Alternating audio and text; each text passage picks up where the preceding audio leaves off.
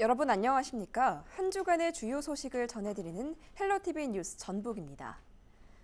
전주시가 군부대 이전을 계획하면서 근처 지자체들의 반발이 거세지는 양상입니다. 이 사실을 뒤늦게 한 주민들은 정신적 피해와 물질적 손해까지 우려하며 즉각 철회를 촉구하고 있습니다. 정명기 기자가 보도합니다. 항공대대 2개 부대가 들어선 전주시 도도동입니다. 군용 헬기가 소음을 내며 이착륙합니다. 주변 마을 주민들은 소음 피해를 겪고 있다고 호소합니다. 지금 걷을 때만 이게 떠다녀. 이만큼 올라가서 뱅뱅뱅뱅뱅 도는 때가 있어요. 뭐 하는지를 몰랐는데 안 날고 바로 안 날라가. 쭉 떠서 이후에서 근데 그래서는 그럴 때 엄청 시끄러워요. 국방부와 전주시는 항공대대를 송천동에서 이곳 도동동으로 옮겼습니다. 그런데 또 예비군 훈련장으로 알려진 전주대대까지 이전할 예정입니다. 축구장 43개가 넘는 면적에 2023년까지 이전할 계획입니다. 그러다 보니 가깝게는 300m 정도 떨어진 김제시나 익산 지역의 경우 크게 반발하는 양상입니다. 항공대 이전 사업과 송천동 농수산물 공판장을 동시에 이전할 것을 추진하겠다. 직접 한 약속은 지키지 않았습니다. 또한 도도동에 전주대대 이전은 없다고 약속했습니다. 군사시설 보호구역으로 묶인 곳은 개발에 제약을 받고 땅값도 떨어질 수 있어 우려되는 상황. 여기에 뭐 군부대가 다시 또 더 넓혀지잖아요. 아무래도 싫어하지. 그러니까 불편하고 잘 소음도 심각하면 당연히 땅값도 떨어지는 생각이에요. 전주 북부권 개발을 위해 남은 예비군 훈련장도 이전하려는 전주시. 2년 전 국방부와 합의각서를 체결하기까지 이웃 지자체와 협의하거나 동의를 구하는 과정은 무시했습니다. 같은 관내에서 이전하기 때문입니다. 근데 지금 요구사항들하고 저희가 지금까지 진행해왔던 것들 이런 부분들을 지금 저희가 종합적으로 검토해가지고 이제 민원 최소화할 수 있는 방안을 검토를 해서 그 답을 저쪽에다가 계획 잡고 있고요. 김제시와 익산시가 전주대대 이전을 반대하는 목소리를 내는 가운데 오는 28일 전주시가 어떤 입장을 낼지 주목됩니다. 헬로티비 뉴스 정명기입니다. 전북 지역은 14개 시군 가운데 10개 시군이 소멸 위험 지역으로 분류될 정도로 상황이 심각하다는 지적을 받고 있는데요. 공공임대주택 공급 확대 등 소멸 위험 지역에 대한 대책이 요구되고 있습니다. 김남호 기자가 보도합니다. 전북 지역은 14개 시군 가운데 전주시와 익산시, 군산시, 완주군을 제외한 10개 시군이 소멸 위험 지역입니다. 또 전북 전체 읍면동 243곳 가운데 80%가 소멸 위기에 처한 쇠퇴 지역으로 분류됐습니다. 이처럼 지방 소멸 우려가 높아지면서 인구 감소 위기 지역 지원을 위한 특별법 제정이 필요하다는 의견까지 나오고 있습니다. 인구 소멸이 지금 심각한 상태이고 시군에도만 맡길 것이 아니고 정부 차원에서는 소멸 위험 지역 지원 특별법을 제정하고 또 광역 지자체에서는 TF팀이라도 구성을 해서 아마 인구 소멸에 대한 집중적인 관심과 또 대책이 필요하다. 저희는 그렇게 생각을 하고 있습니다. 소멸 위험 지역에서는 해결의 실마리를 찾기 위해 세부적인 실행안을 마련해야 한다는 목소리도 높아지고 있습니다. 이와 관련 해당 지역을 대상으로 공공임대주택을 확대해야 한다는 주장이 설득력을 얻고 있습니다. 현재 그 농촌 주거 환경이 많이 열악합니다. 그래서 전라북도에서 개발공사를 통해서 짓고 있는 공공임대주택을 도시 지역에 지을 게 아니라 농산조촌에 지어서 농촌 인구가 도시로 떠나지 않도록 이렇게 해줬으면 합니다. 지난 10년 동안 공급된 전북 지역 2만 3천여 가구의 공공임대주택 가운데 완주군을 제외한 군 지역에 건설된 물량은 전체의 3%에도 미치지 못하고 있습니다. 이마저도 군청 소재지에 집중돼 있어 실효성이 낮다는 지적을 받고 있습니다. 전북도는 소멸 위험 지역을 대상으로 사업을 확대하겠다고 밝혔습니다. 소멸 위험 지역을 대상으로 농어촌 지역의 공공임대주택을 확대해 가고 있습니다. 현재 3개 시군에 375세대를 공급하였습니다. 앞으로 소멸 위험 지역 위주로 해서 공공임대주택을 2022년까지 13개 단지에 2,368세대를 공급할 계획입니다. 국내 출생아 수가 올 6월까지 55개월째 지속적으로 감소하면서 지역의 소멸 위기에 대한 우려는 커지고 있는 상황입니다. 국가적 위기로 확산할 수 있는 지방 소멸 위기 해소를 위한 종합적인 지원책이 필요해 보입니다. 헬로티비 뉴스 김나우입니다. 우리 지역의 이슈를 빅데이터를 통해 살펴보는 시간입니다. 한 주 동안 전북에서 어떤 키워드가 화제가 됐는지 이진철 기자가 정리했습니다. 지난 한 주 동안 전북 지역의 가장 화두가 됐던 키워드는 코로나19입니다. 그동안 다른 지역에 비해 코로나19 확진자가 적었던 전북 지역. 지난 14일 도내 누적 확진자 수는 100명을 넘어섰고 이후에도 계속해서 양성 반응을 보이는 환자는 발생했습니다. 특히 전주 화장품 방문 판매원이 양성 판정을 받은 이후 관련된 확진자만 모두 9명이나 나왔습니다. 지난 주말 추가로 발생해 21일 기준 전북도 확진자는 115명입니다. 방역당국은 추석을 앞두고 고향 방문 자제를 요청하는 한편 방역 긴장 수위를 높이고 있습니다. 다음은 농산물입니다. 추석 대목을 앞두고 있지만 농민들의 시름은 깊어만 가고 있습니다. 올 여름 긴 장마와 연이은 태풍으로 피해를 입었기 때문입니다. 전북 지역에서 발생한 낙과 피해 면적은 670헥타르로 전체 과수 면적의 6%에 달하고 농경지 400여 헥타르가 물에 잠겼습니다. 농가의 어려움을 함께 극복하기 위한 노력이 이어지고 있습니다.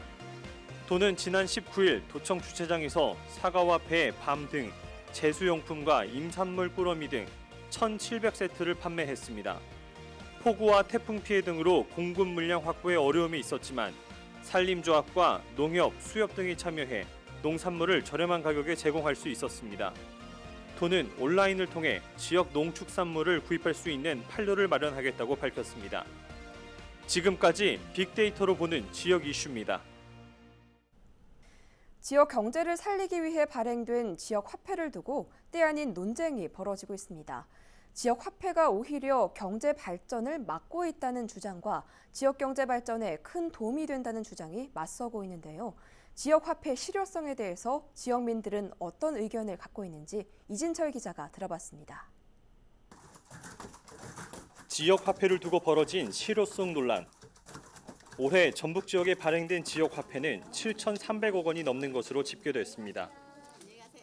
코로나19 상황으로 어려워진 경제 상황을 극복하기 위해 지자체 대부분이 재난지원금을 지역사랑 상품권, 즉 지역화폐 형태로 나눠줬기 때문입니다. 상품권을 사용한 시민들은 대체로 만족하는 분위기입니다. 그것도 똑같은 돈인데 어찌 쓰게 되더라고. 그것은 안 되고 우리는 노인 일자리 하니까 거기서도 상품권이 나오죠. 조합에서도 나오죠. 그게 그놈으로 쓰죠. 좋지. 쓰기 좋구만. 주는데 그 얼마나 쓰기가 좋아. 소상공인의 경우 지역 화폐를 바라보는 시선이 곱지만은 않습니다.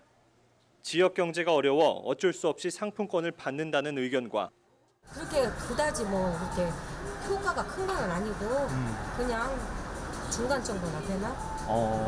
중간 정도는 된다고 봐요.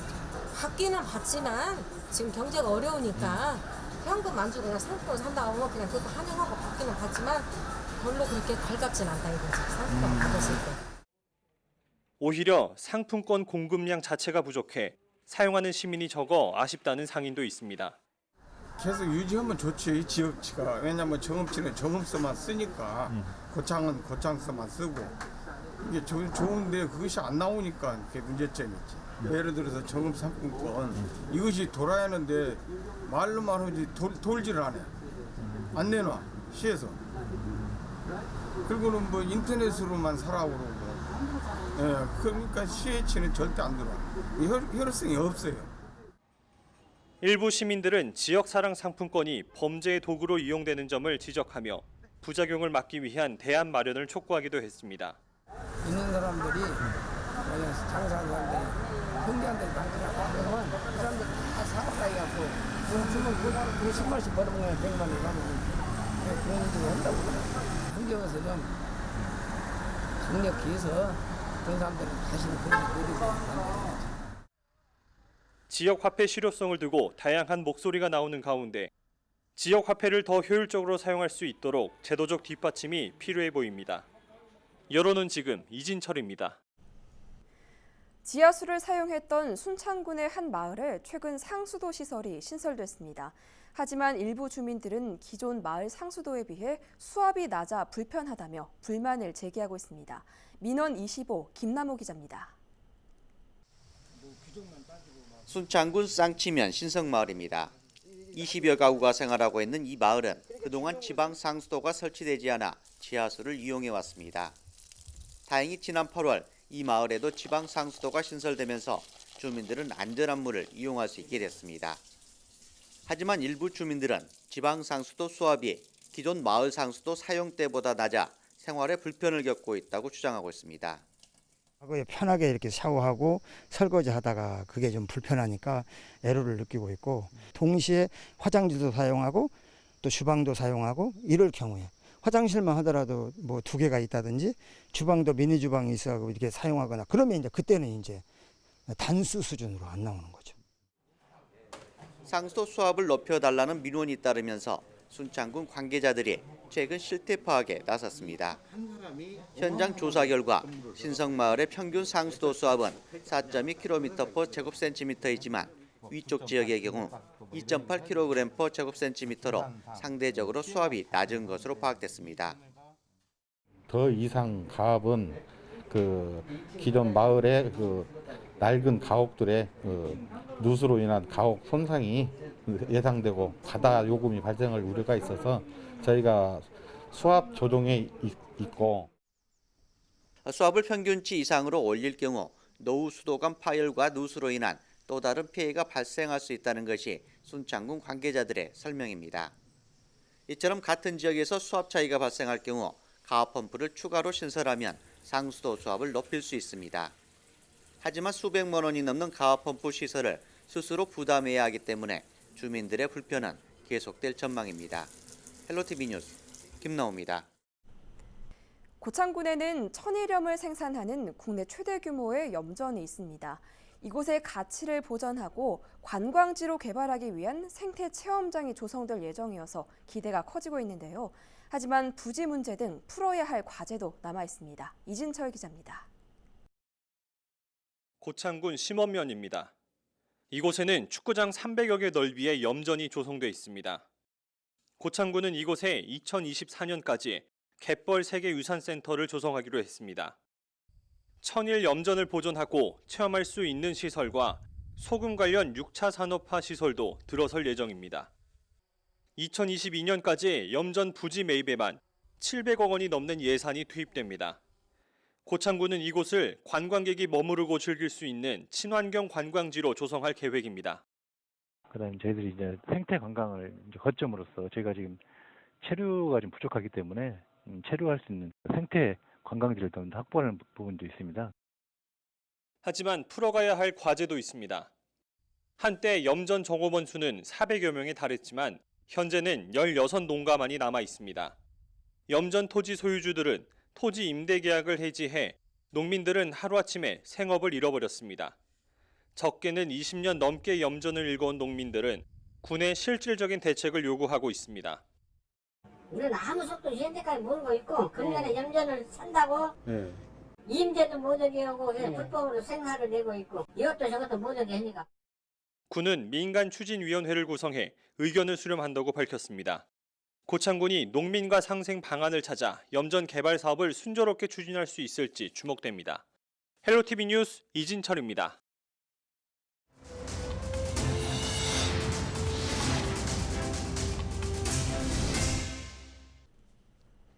전북 지역 신도시 아파트 분양권을 불법 전매한 부동산 업자 등이 경찰의 무더기로 적발됐습니다. 전북지방경찰청은 분양권을 판매한 103명을 주택법 위반 혐의로, 이를 알선한 공인중개사와 직원 등 114명을 주택법과 공인중개사법 위반 혐의로 검찰에 송치했습니다. 매도자들은 전매가 1년 동안 제한된 전주 에코시티 등 신도시 아파트 분양권을 다른 매수자 등에게 팔아 수천만 원 상당의 부당이득을 챙긴 혐의를 받고 있습니다. 공인중개사들은 이를 알면서도 아파트 매매를 중개해 매수자 등에게 수수료를 받아 챙긴 것으로 드러났습니다. 20대 우울증 환자가 4년 동안 2배 이상 증가한 것으로 나타났습니다. 국회 보건복지위원회 이용호 의원이 보건복지부 자료를 분석한 결과 20대 우울증 환자는 2016년 6만 5천 명에서 2019년 12만 1,000명으로 2배 이상 늘었습니다. 이 의원은 최근 5년 동안 우울증 환자가 지속해서 늘고 있고 올해 4월까지 50만 명을 넘어서 코로나 블루를 실감케 한다고 진단했습니다. 이어 코로나 블루로 인한 우울증 상담과 치료가 제때 이루어지도록 국가적인 대책이 필요하다며 이제 심리 방역에 대한 범사회적 접근과 고민이 필요하다고 강조했습니다.